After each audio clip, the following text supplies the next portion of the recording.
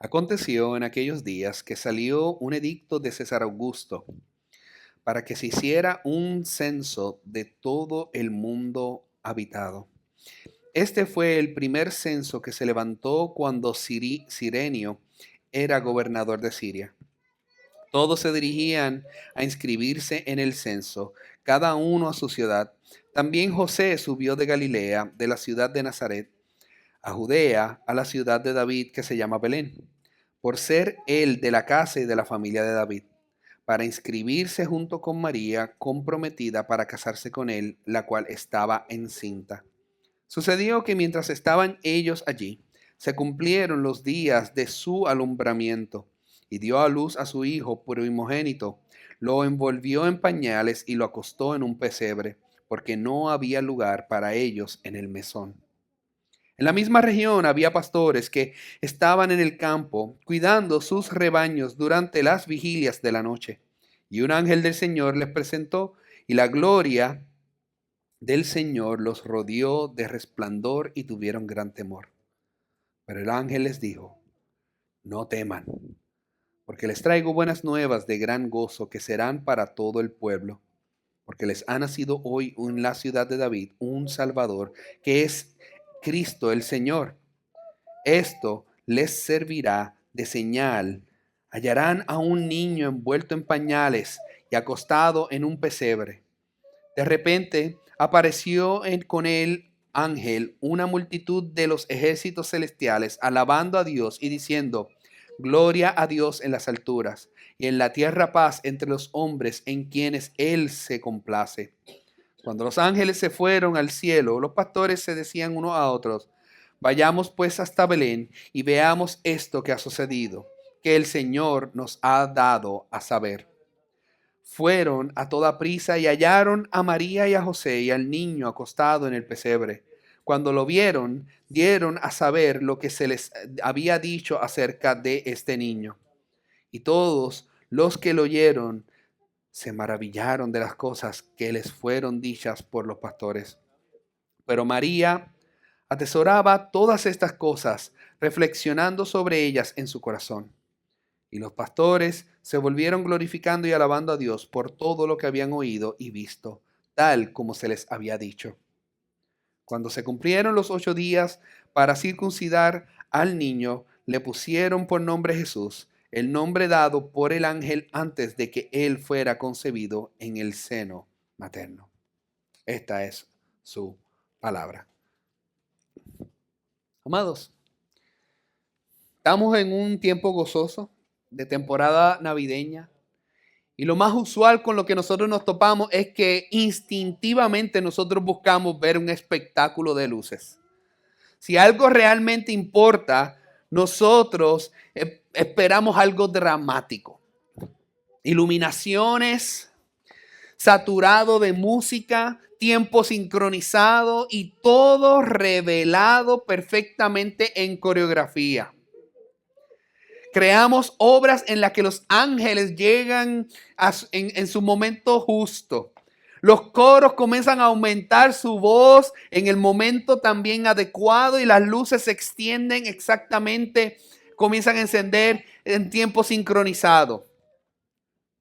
Porque en nuestra mente lo que tiene significado merece el centro de atención. Y para ser justos, de este lado de la historia, nosotros no nos equivocamos cuando nosotros hacemos esto. Nada merece más atención que el nacimiento de Jesucristo.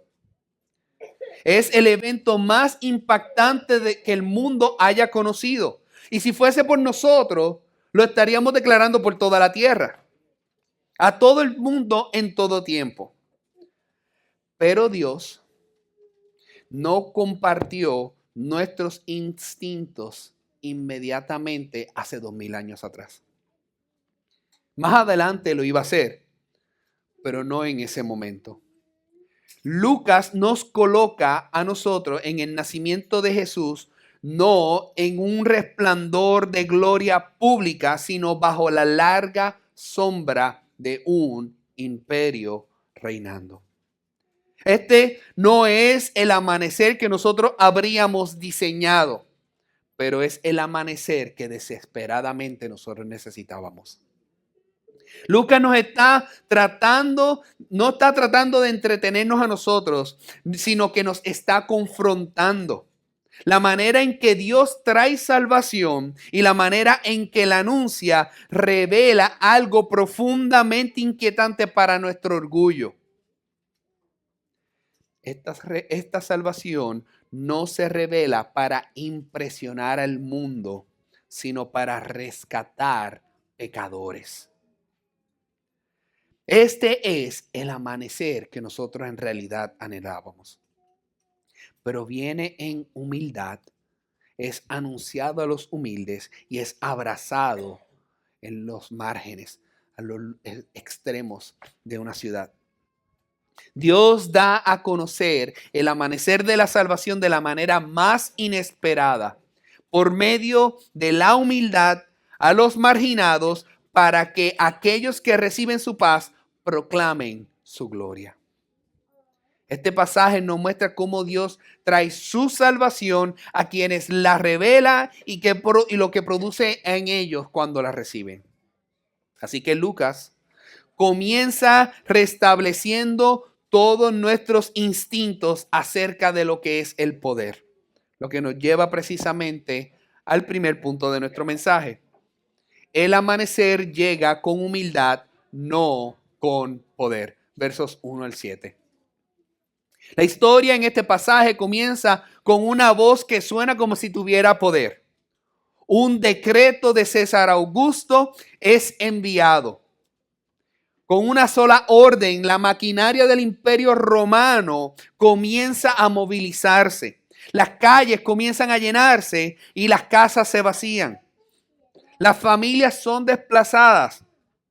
Y así es como el mundo mide lo que es importante. Quien puede hablar y hacer que otros se muevan, eso es un signo de poder. El César cree que la historia está avanzando por su voluntad, así como él lo desea. Y Lucas está reforzando este contraste inmediatamente. César Augusto es el gobernante de todo lo que es la tierra conocida en ese momento. Los historiadores antiguos nos dicen que César Augusto era sobrino nieto de Julio César y que fue un guerrero nato que abrió paso para él mismo poder llegar a su posición de poder, derrotando así a Antonio y Cleopatra. Y luego, mediante su considerable genio y fuerza personal, dio al imperio la solidez que necesitaría para perdurar por muchos siglos, llamándola la Pax Romana, un reinado de paz. El Senado le concede a él un título que antes estaba reservado para los dioses, Augusto, que lo que significa es el venerado. Las ciudades lo llamaban el Salvador. Su cumpleaños marcó precisamente un nuevo año. Aún cuando él muere, la gente, para traerse consuelo, comenzó a decirse a sí misma: los dioses no mueren. Roma lo que decidió en ese momento fue coronar a su propio Dios y Salvador. Y sin embargo, esta paz que impone es de carácter violento. Esta paz fue ganada por fuerza, mantenida por el temor. Roma se jactaba de la paz, pero lo que en realidad era el silencio que sigue detrás de la conquista. Nadie podía hablar libremente. Nadie podía resistirse y sentirse seguro. Ni siquiera en una aldea olvidada al borde del imperio, a lo largo, todo el brazo del César se extendía y los cubría a ellos, incluyendo en este caso a un carpintero y su joven esposa embarazada, quienes son forzados a ponerse en camino. José y María viajan porque no tienen otra opción. Pobres, desconocidos, sin importancia. María está ya en su término de embarazo, caminando milla tras milla en el frío del invierno, lejos de la casa, lejos de su madre, lejos de cualquier tipo de ayuda. Para el mundo, ellos no son nadie. Campesinos atrapados en los engranajes de la historia de una máquina imperial. Pero el cielo lo ve de otra manera. María sabe quién ella es y quién es Dios. Textos en otro evangelio nos dice que ella cantó, diciendo: Dios exalta a los humildes y derriba a los gobernantes de sus tronos. Lo que parece una obediencia indefensa es en realidad una alineación santa. Los que están en el poder piensan que están dirigiendo la historia, pero Dios está cumpliendo la profecía. 700 años antes, Miqueas dijo que el gobernante vendría de la insignificante Belén, y ahora, bajo la presión de un imperio impío, Dios mueve silenciosamente a su hijo exactamente al lugar que él prometió. César cree que él está contando ciudadanos para los impuestos, pero en realidad Dios está guardando su pacto. Dios está cumpliendo las escrituras. El hombre más poderoso del mundo emite un decreto y él, sin saberlo, se está convirtiendo en un instrumento en las manos soberanas de Dios. El poder humano puede flexionar sus músculos. Aquí tal vez no se ven tanto, pero lo está flexionando. Pero la fidelidad divina en realidad está avanzando. La historia no es impulsada por los orgullosos y poderosos, sino que es impulsada por la promesa de Dios. José y María parecen ser peones, pero cada paso están siendo guiados de los que ellos están dando. Debajo del latido constante del corazón de María, invisible para el mundo, el plan del Redentor de Dios está continuando. El bebé que ella lleva no es un hombre que llegará a ser un Dios, sino el verdadero Dios que se ha hecho hombre. El Creador se ha tejido para sí un manto de carne virginal. El contraste no podría ser mayor. Roma anuncia un Salvador que toma el poder por la fuerza, y Dios envía a un Salvador que llega en debilidad. El mundo corona a su Dios con esplendor, y Dios esconde a su rey en humildad. Y es así como amanece. No con un grito desde un trono, sino con un niño llevado en silencio hacia un pesebre. José sube desde Galilea, no porque él quiera, sino porque él debe. Este carpintero de un pueblo olvidable obedece un mandato ineludible. María va con él, joven, pobre, visiblemente embarazada y expuesta, sin honor, sin protección, sin explicación, solo obediencia bajo presión. Nada de este viaje se siente santo o trascendental. Sin embargo, cada paso que ellos dan se acerca a la antigua profecía que fue dada en Miqueas capítulo 4. Hacia Belén y más cerca de su cumplimiento. Dios no está reaccionando apresuradamente al poder humano. Él lo está doblando con calma, con su propia voluntad. Lucas se detiene en estos detalles porque importan. Belén es llamada la ciudad de David, pero no es lo que nadie espera. No es Jerusalén. No es un salón del trono, no un lugar de influencia. El heredero legítimo del trono de David no entra en la historia por la capital, sino por la oscuridad.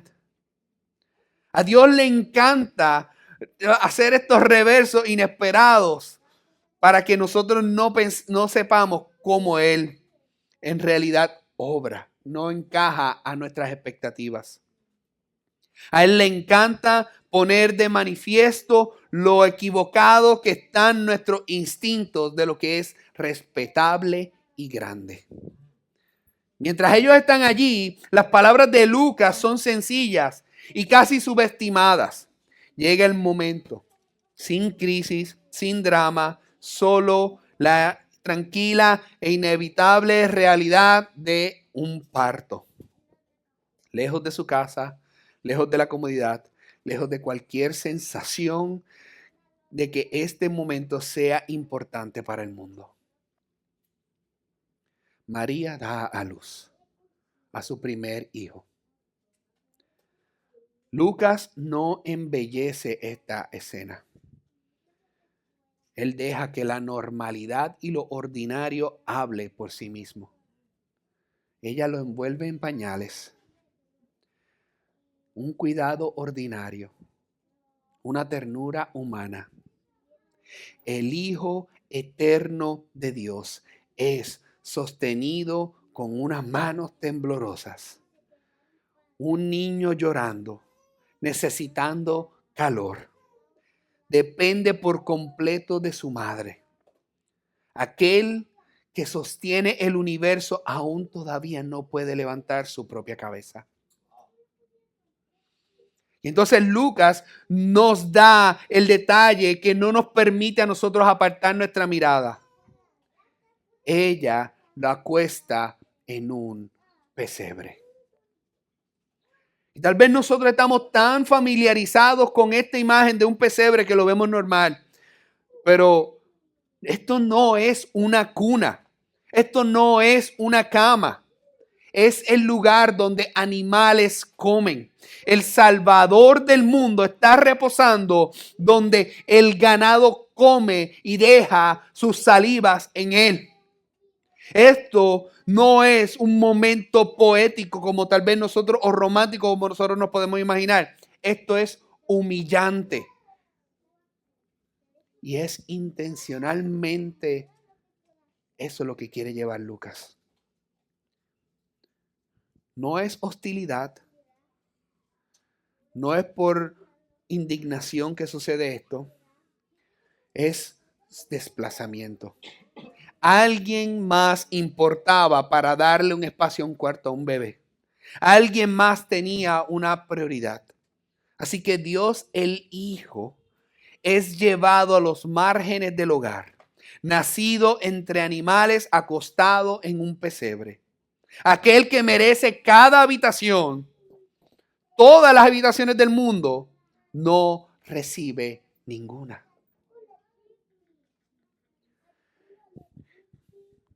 No convirtamos este momento como algo sentimental o tierno, amados.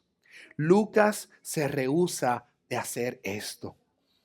Esto no es una humildad para presumir, es una condescendencia costosa. El rey llega sin influencia, sin visibilidad, sin honor. Entra al mundo impotente según los estándares del mundo. Y esto no es un accidente. Esto es revelación. Desde el primer aliento de la vida terrenal de Jesús, Dios nos está diciendo a nosotros qué clase de Salvador es y qué clase de reino Él va a traer. Este rey no llega siendo bienvenido, viene donde no hay lugar, donde las puertas están cerradas, donde el amor está ausente en recibirlo. No espera ser recibido. Viene precisamente en el momento de rechazo. Para dejar claro que nadie lo amó primero. No hubo invitación, no hubo aplauso para dejar claro que Él fue el primero que amó. Bajó hasta lo más profundo, a nuestro rechazo y a nuestra necesidad, para rescatar a personas que nunca lo buscarían si Él mismo no se acercaba primero. Aquí está el impacto de la gracia. El amanecer de la salvación no se levanta sobre los palacios, sino en un pesebre.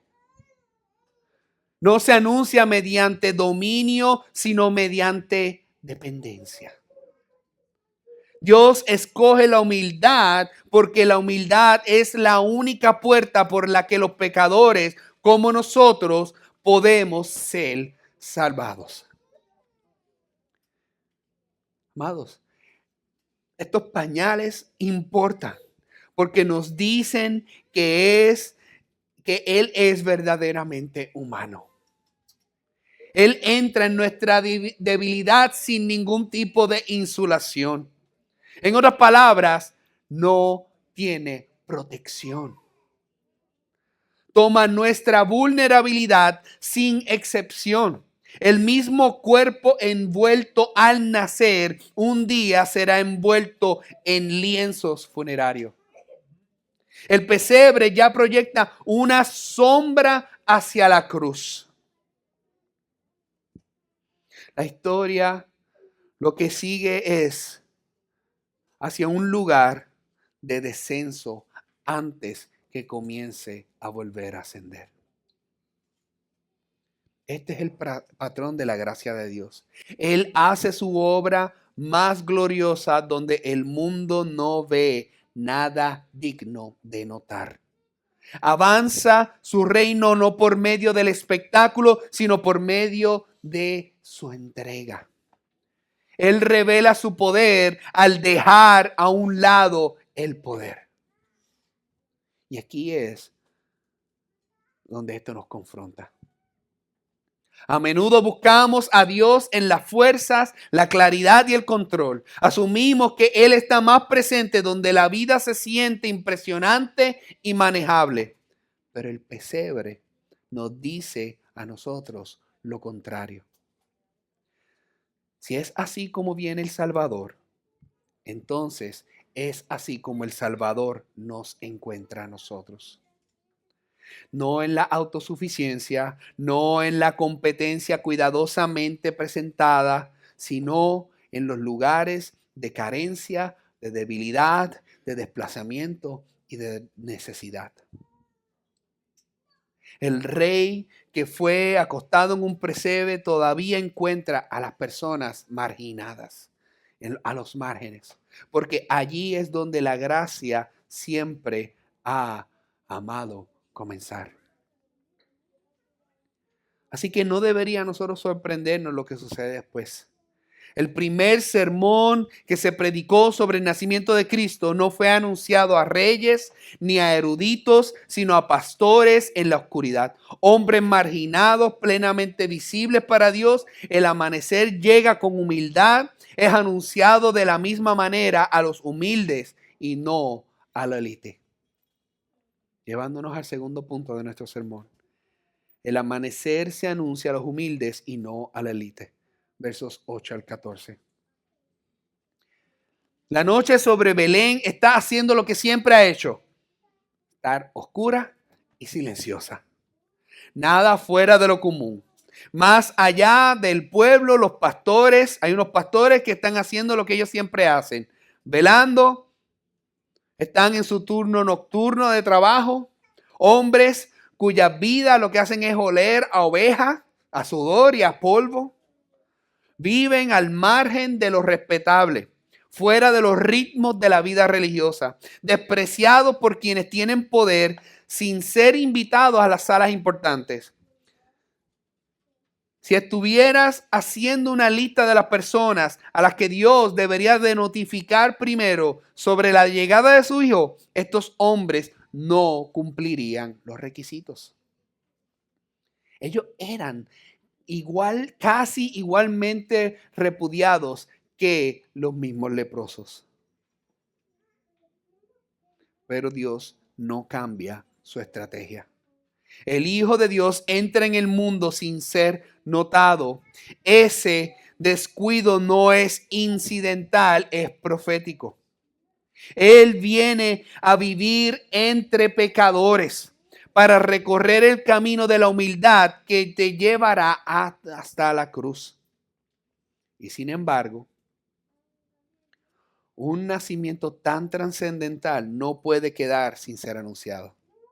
A pesar de que no se está proclamando en los tronos, se tiene que proclamar.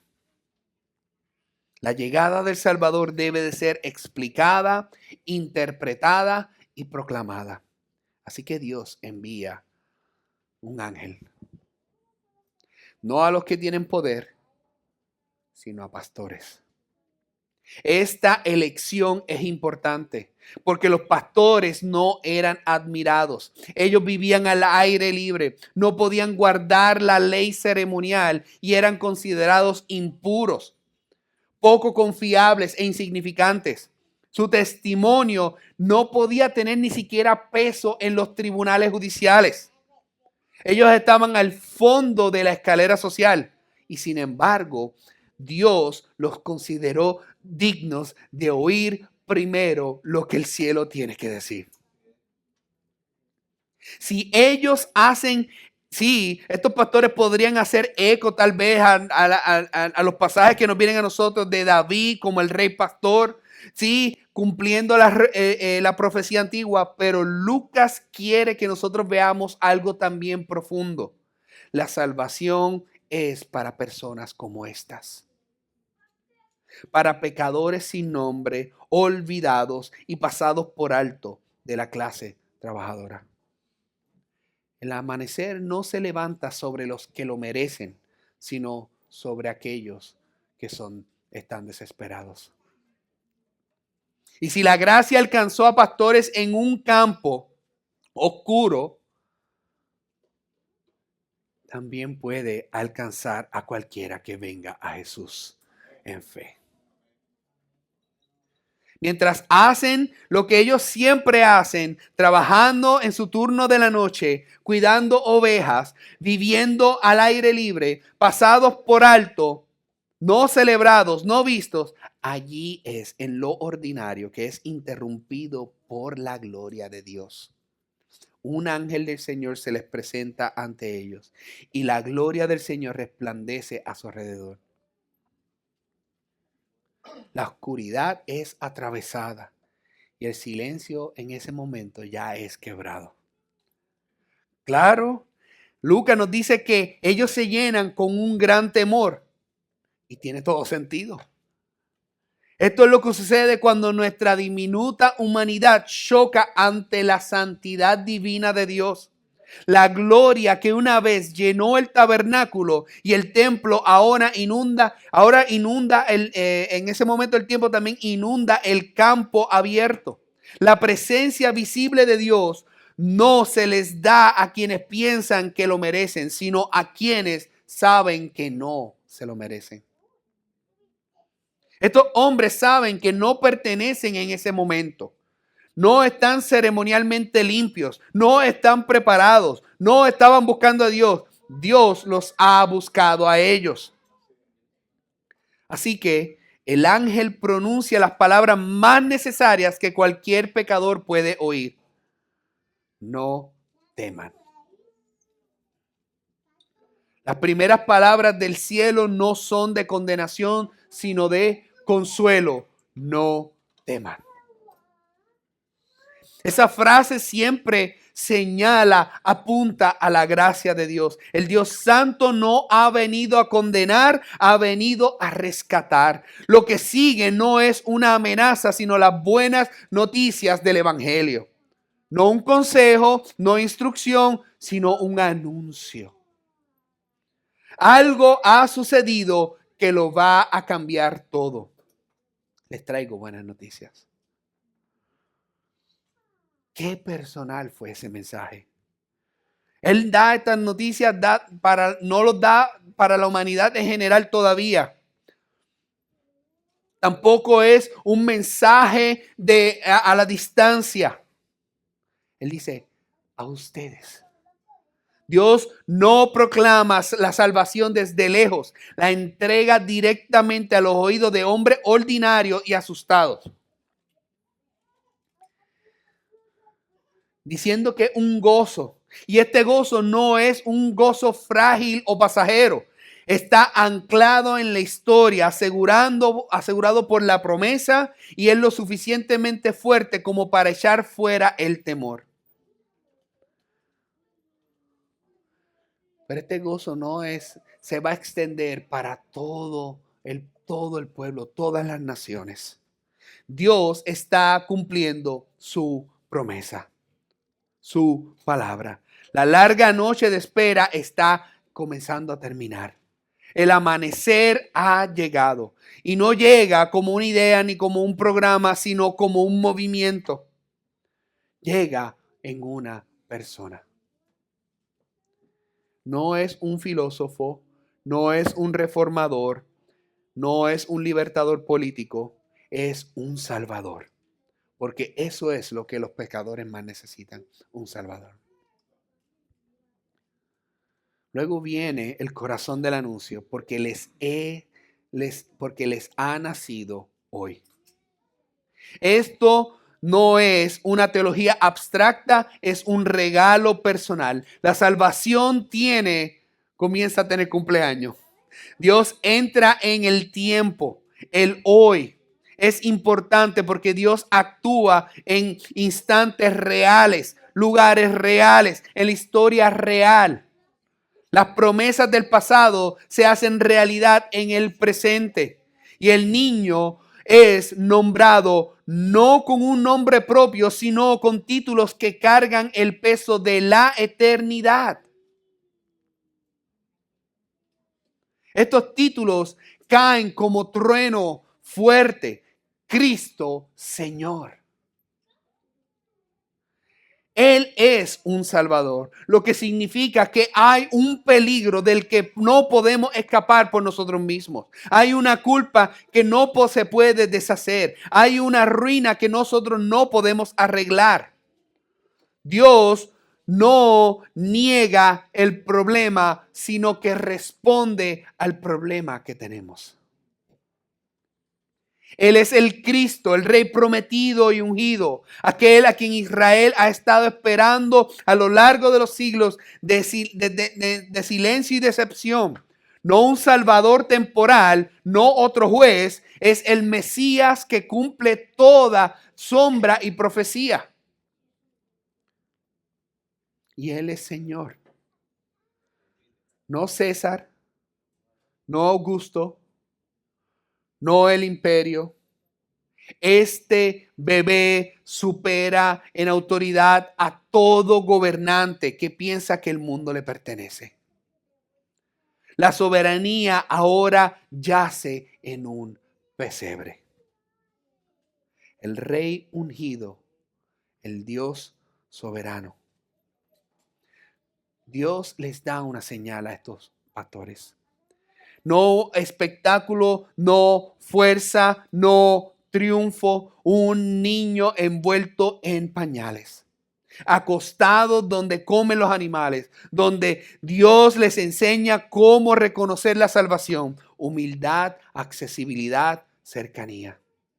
Cualquiera podría acercarse a un pesebre, pero no podrían acercarse a un trono cualquiera.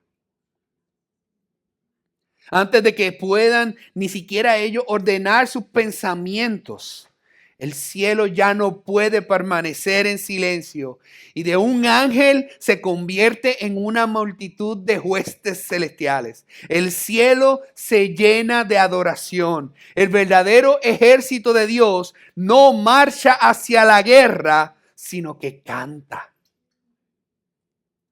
Gloria a Dios en las alturas.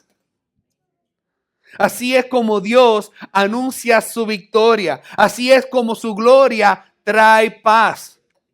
No la paz romana, No la paz impuesta por violencia ni mantenida por el temor. Esta es una paz que reconcilia a los pecadores con Dios.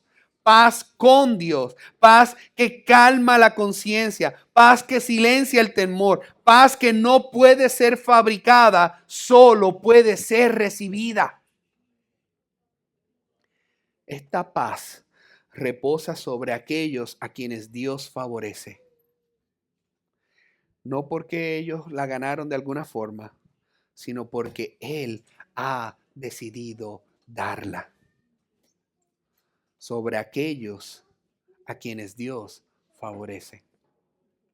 Esa frase debe importarnos a nosotros, amados. Esta paz no se logra por la buena voluntad de nosotros hacia Dios, fluye de la buena voluntad de Dios hacia nosotros como pecadores. Es un gracia de principio a fin. Los pastores no se ganaron este momento, fueron escogidos para ello. Ese es el patrón de la redención. Dios no espera a que las personas suban hasta Él. Él desciende hacia ellos. Si la gracia de Dios puede encontrar a pastores como ellos en la oscuridad, puede encontrar a cualquier persona en el momento más oscuro, en el momento más temible. Porque el amanecer de la salvación no se anuncia a los élites, sino a los humildes. Para que nadie jamás confunda, jamás confunda la gracia con el mérito, ni la paz con el poder, ni la salvación con el estatus. La gracia nunca se detiene tampoco en el anuncio. El Dios que habla también las buenas noticias a los humildes, invita a una respuesta a los humildes. La revelación siempre se mueve hacia se mueve a una noticia que demandan de nosotros que nos movamos. Dios no solo informa a estos pastores, sino que los convoca. Porque cuando la gracia realmente nos alcanza, nunca nos debe de dejar quietos. El anuncio del amanecer produce una decisión. A esta pregunta que todavía nosotros también llega a nosotros. ¿Te quedarás donde estás o irás a ver lo que Dios ha dado a conocer? Los pastores están a punto de mostrarnos cómo se ve la fe humilde cuando es despertada por la gracia. Este es el amanecer dado a conocer a los marginados. Y ahora vemos qué sucede cuando los que están marginados lo abrazan, creen y no pueden guardarse ese mensaje para ellos mismos. Moviéndonos al tercer punto de nuestro sermón. El amanecer es acogido y proclamado por los marginados. Versos 15 al 21. Los ángeles se van tan repentinamente, así como llegaron. En un momento el cielo está lleno de la gloria y canto, y al momento siguiente, ¡puf!, se van. Las ovejas me imagino que en ese momento se deben de tranquilizar. Y ahora el peso de la respuesta descansa por completo sobre hombros humanos. Dios ya ha hablado. El cielo ya ha hecho su anuncio. La pregunta ya no es, ¿actuará Dios? Sino, ¿qué harán estos hombres con lo que han oído? Fíjate en lo que no sucede. Ellos no se demoran. Los pastores no se preguntan, ¿cómo fuimos nosotros los que en realidad, fue a nosotros que nos dijo eso? ¿Acaso nosotros somos dignos de esto? No. Ellos no se preguntaron si había alguien más importante que debería de responder a esto, sino que la fe no siempre habla tal vez con voz alta para ellos, pero le habla con claridad. Así que ellos responden, vayamos a Belén y veamos esto que ha sucedido, que el Señor nos ha dado a conocer. Ellos entienden algo esencial. Cuando Dios revela su gracia, la neutralidad ya no es una opción. La revelación exige una respuesta y aún nuestra indiferencia es una respuesta. Así que ellos van deprisa, la fe mueve sus pies, la gracia comienza a reorganizar sus prioridades. Estos hombres dejan sus rebaños, sus rutinas, sus responsabilidades. Lo ordinario es interrumpido no para despreciar sus vidas, sino para ser reordenadas. Los pastores que estaban cuidando ovejas ahora van en busca de un Salvador. Ellos encuentran exactamente lo que se les dijo que encontrarían. No una aureola, no un trono, no una multitud reunida en asombro, sino acostado en un pesebre, un bebé, y María y José con él. La señal confirma el mensaje dado. La humildad de la escena no debilita el anuncio, sino que lo autentifica. Así es como Dios salva por medio de la debilidad, por medio de la humildad, por medio de lo que el mundo pasa por alto. Una vez que ellos ven, entonces no se pueden contener. Estos hombres cuyo testimonio no sería aceptado en ningún tribunal, ellos se convierten en los heraldos del cielo. Dan a conocer lo que se les había dicho acerca de este niño. No adornan la historia, no la pulen, simplemente transmiten lo que Dios les reveló. La gracia recibida se convierte en gracia proclamada. Dios confía las noticias más grandes de la historia a los mensajeros menos impresionantes. La respuesta es sorprendente. Todos los que oyeron se comenzaron a maravillar, dice la palabra. Lucas es cuidadoso con sus palabras. El asombro no es lo mismo que adoración. El maravillarse no es lo mismo que la fe. La gente puede conmoverse, esto puede mover a conversaciones, despertar curiosidad, pero maravillarse por sí solo, esto no salva. Es posible que nosotros seamos afectados emocionalmente por el Evangelio sin ser transformados por Cristo. Amados, ¿cuántas veces nosotros hemos visto una película y ser conmovidos de tal forma que de nosotros salen lágrimas siendo conmovidos? Tengo que admitir que yo he llorado en películas. Pero eso no dice nada de que fue una transformación por Cristo. Y Lucas hace esa distinción porque habla de que María responde de manera diferente. Ella escucha y escucha de verdad a estos teólogos poco comunes y guarda sus palabras en su corazón. Las atesora, las recoge, medita en su corazón. Ella todavía no ve el cuadro completo y ella no puede conectar tal vez todo en un hilo, pero ella se aferra a lo que Dios ha dicho, confiando en que el entendimiento llegará a su tiempo. Esta es una fe perseverante. María modela una fe que se aferra a la promesa cuando la claridad aún se está formando. Una fe que se rehúsa a desechar la verdad simplemente porque todavía no entiende algo por completo. La gracia obra en ella de una manera silenciosa, profunda y paciente. ¿Y qué hacen los pastores? Ellos vuelven a sus mismos campos, al mismo trabajo donde se encontraban, a los mismos márgenes donde ellos eran rechazados. Sus circunstancias no cambiaron. Su posición social no mejoró, pero regresan hombres diferentes.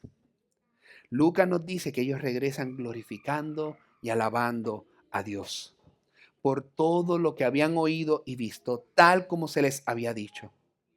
Ahora hacen ellos eco de lo que los ángeles le cantaban.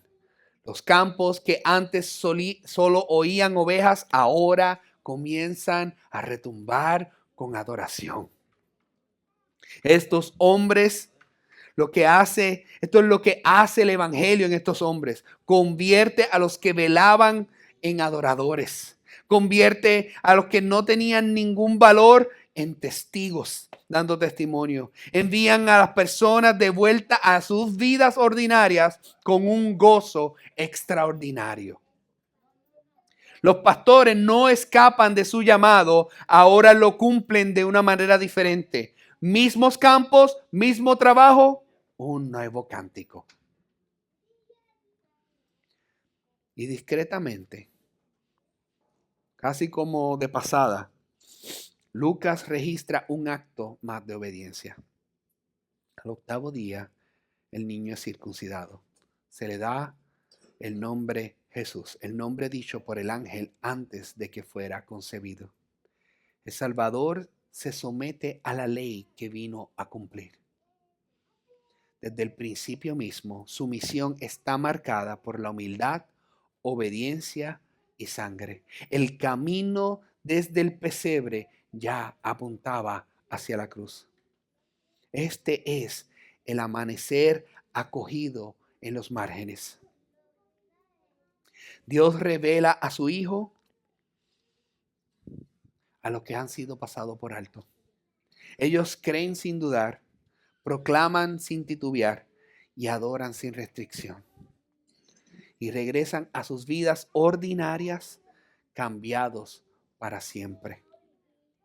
Los primeros evangelistas son pastores. Los primeros sermones se cuentan con voces llenas de asombro.